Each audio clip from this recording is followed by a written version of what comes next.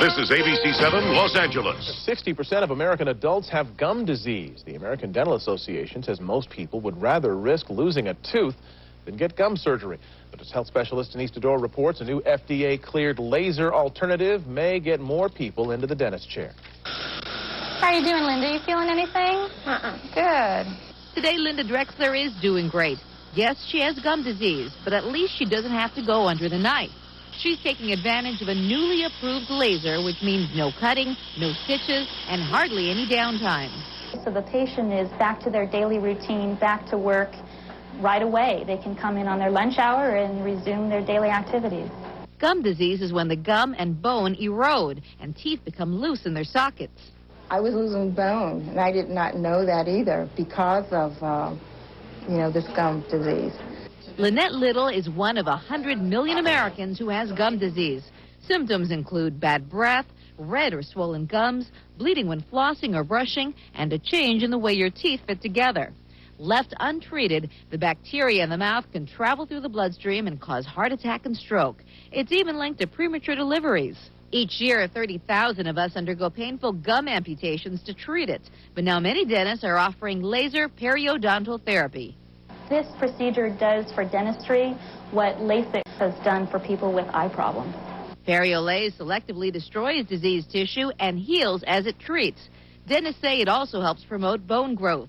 The best part for patients is the ease and convenience. And the new way, you can walk out the door, and it's like you just came to the dentist's office for a checkup. I mean, it was just such a breeze. And with this new laser treatment, it's less likely that a reinfection will occur. In Sherman Oaks, Denise Dodor, ABC 7 Eyewitness News. With the vast majority of the population having some form of gum disease, it's not surprising that dentists commonly recommend periodontal treatment to their patients. Deep pockets, especially with bone loss, requires immediate attention. Common recommendations by dentists include deep cleaning, scaling and root planing, and gum surgery. Statistics by multiple dental resources report that only about 4% of patients needing gum surgery actually follow through with treatment, usually because of fear. People are concerned about, if not downright scared, of conventional treatment options, and they're looking for an alternative. As featured on news channels and newspapers, periodicals, and dental journals around the country, specially trained laser dentists are providing the no-cut, no-sew, no-fear laser alternative for the treatment of periodontal disease. Using the Millennium Dental Technologies Periolase MVP7 dental laser, they successfully and comfortably treat patients with periodontitis so they are able to quickly return to their daily routine. So many people need help, and they're looking for a better way, especially because it's not just about your teeth anymore. People with periodontitis are at increased risk for heart disease, stroke, complications with diabetes, and spontaneous preterm births, to name a few. Laser-assisted new attachment procedure, or LANAP, is quickly becoming the gold standard for the treatment of gum disease.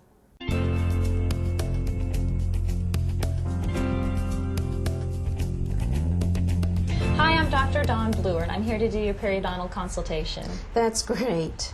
I heard that you have gum disease and you were told that you need gum surgery and you're looking for an alternative. That's right.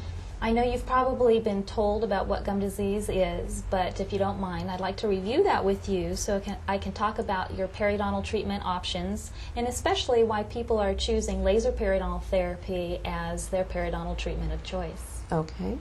Let's take a look at this picture chart. This is a picture of what a healthy tooth looks like. This is what you see when you look in your mouth. That's the tooth. This is the root. This is the bone, and the gum lays over the bone and attaches to the tooth just above the bone level. Between the gum and the tooth is a pocket or a space. We measure that using a ruler. We call it a probe, which is in 3 millimeter increments. We measure between where the gum attaches to the tooth and the top of the gum. In a healthy situation, those pockets are very shallow. Really, we'd like to see them at 3 millimeters or less. In this picture, we have a healthy 2 millimeter pocket. What happens is the bacteria that's naturally in our mouth sticks to the teeth and lives off of the food that we eat, producing this white filmy stuff. That's called plaque. Plaque is soft, we can brush it and floss it away, but we're only human and we're going to miss some of it. The stuff that we miss is usually down below the gum line and in hard to reach areas. What happens is the bacteria that live inside of the plaque irritate the gums, and the gums get a little bit puffy or inflamed. And what we have is some surface inflammation. This is called gingivitis. Most people have some inflammation or gingivitis going on somewhere, if not everywhere, in their mouth by the time 6 months rolls around since their last cleaning. That's why we recommend that people with gingivitis get their teeth cleaned twice a year. What happens if plaque sits there for long enough? Eventually it turns hard into barnacles of calculus or tartar, same thing. Now the bacteria that live inside those barnacles will eventually destroy the attachment between the gum and the tooth, opening up a deeper than normal space or pocket. In this picture we see a 5 millimeter pocket, allowing the bacteria to then start attacking the bone too. When we have attachment loss and bone loss, this is called periodontitis. This is no longer a surface problem, it's a problem going on down below the gum line, deep below the surface. And so a regular surface cleaning really doesn't do the trick. It's just the tip of the iceberg. Now the problem with deep pockets is they're harder to keep clean than the shallow pockets are. In this picture we have a 6 millimeter pocket and more bone loss. Now the issue here is if we have a 6 millimeter pocket and the gum started up here, and we have 2 millimeters of damage at the surface, we really have about 8 millimeters of attachment loss. The reason why the gums recede is that this very inflamed tissue is easily damaged when you chew and brush your teeth. In this picture, we have an 8 millimeter pocket, a lot of bone loss, and a whole lot of recession here. Recession is very common for patients who have gum disease, but it doesn't always occur.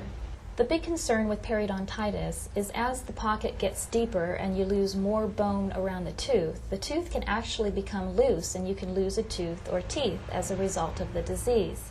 Let's take a look at this picture while we're talking about some of your treatment options for periodontal disease. Basically, we have 3. Conventional periodontal treatment includes scaling and root planing, otherwise known as deep cleaning, osteosurgery, otherwise known as gum surgery, and laser periodontal therapy, otherwise known as LANAP, or laser-assisted new attachment procedure, the first and only university-researched and FDA-approved laser periodontal treatment, requiring a specific laser and patented protocol to achieve it. Okay. Let's start with scaling and root planing. Basically, with scaling and root planing, it is a deep, aggressive cleaning. You're numb during the procedure so that we can get down to the bottom of the pocket and do a real thorough job cleaning the tooth. Now, the problem is that we have very limited access to get down to the bottom of the pocket. And we can't see down there, so we're basically working by braille. So we're likely going to miss some of the calculus, especially in the deeper pockets. Even in conjunction with the use of medication, we don't expect to see a strong fibrous reconnection or any bone improvement. If after scaling and root planing a deep pocket persists, the next conventional treatment option is to do gum surgery. Basically, if we still have a 6 millimeter pocket and we cut the gum here and take this piece away, we've left about a 2 millimeter pocket behind.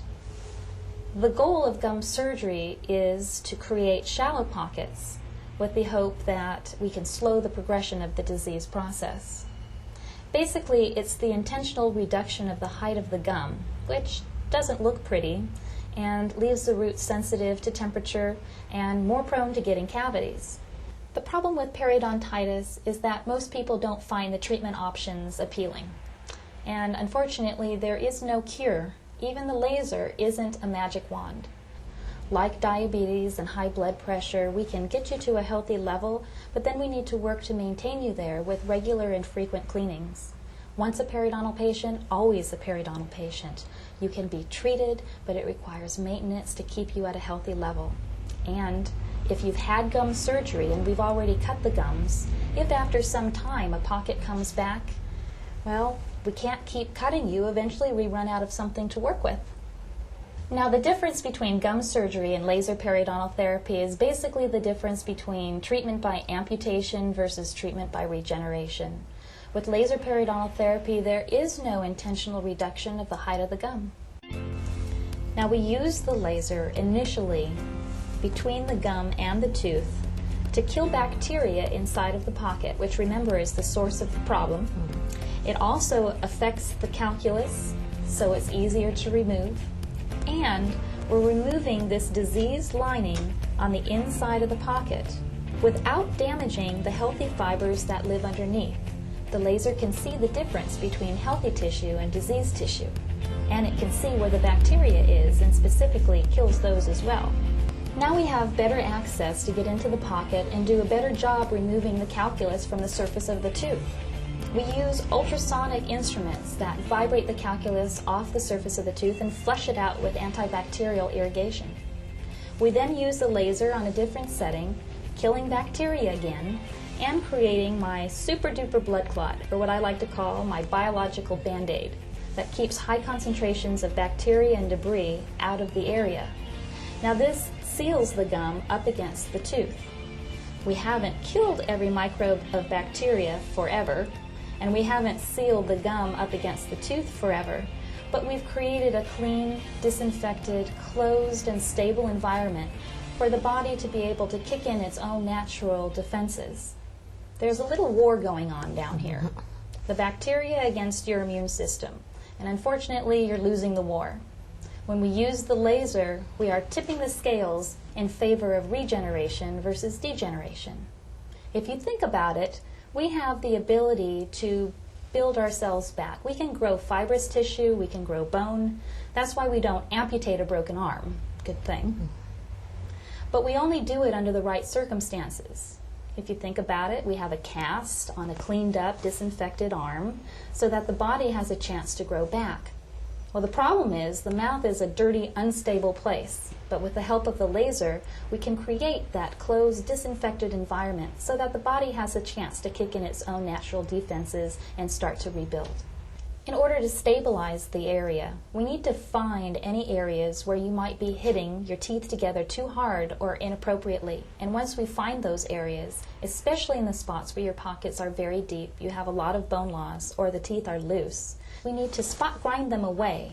Then we leave the area alone. We don't want to mechanically disturb the area, don't want you to chew on it.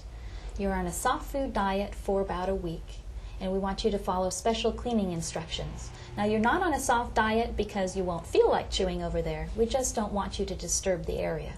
Now, we don't go back in here and reprobe the area for about 9 to 12 months after the treatment is done. That doesn't mean we're not seeing you during that period of time.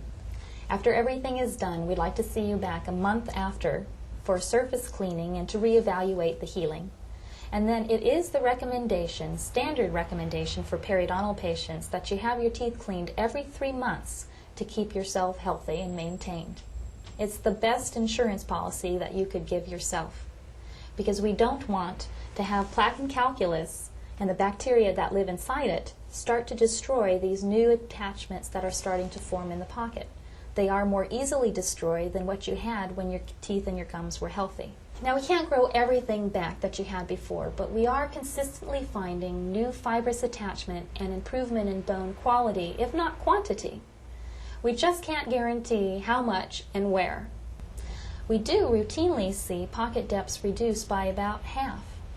And by comparison with conventional periodontal treatment, we see patients with less pain, bleeding, swelling, less reduction of the tissue height, less downtime, less recovery time, and a much greater overall patient satisfaction, and, if I might add, much greater doctor satisfaction, providing a very effective and wonderful treatment to the many patients who need it.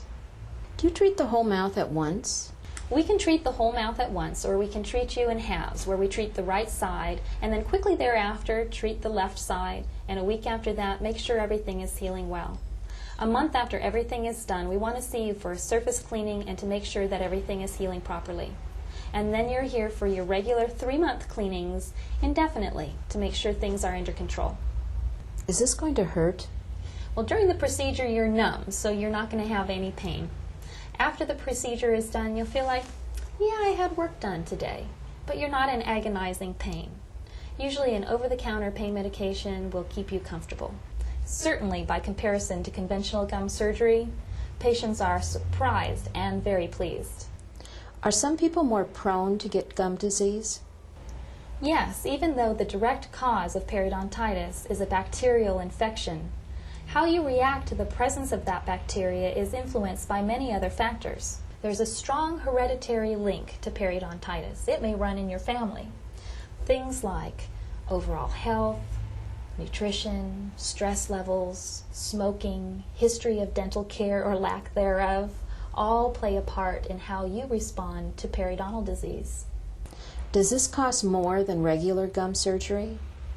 Typically, no. The costs are about comparable to conventional gum surgery, sometimes even less, considering that oftentimes scaling and root planing needs to be done prior to gum surgery and needs to be paid for, whereas with laser periodontal therapy, we don't require scaling and root planing to be done first. Does my insurance cover any of this? Typically, we can get some insurance benefits towards this procedure. We'll just have to look at the details of your plan and we'll let you know. My gums don't bleed, my breath doesn't smell, and I can smile without embarrassment. My teeth have never felt better. Your laser surgery put me on the fast track to a better life of healthy teeth.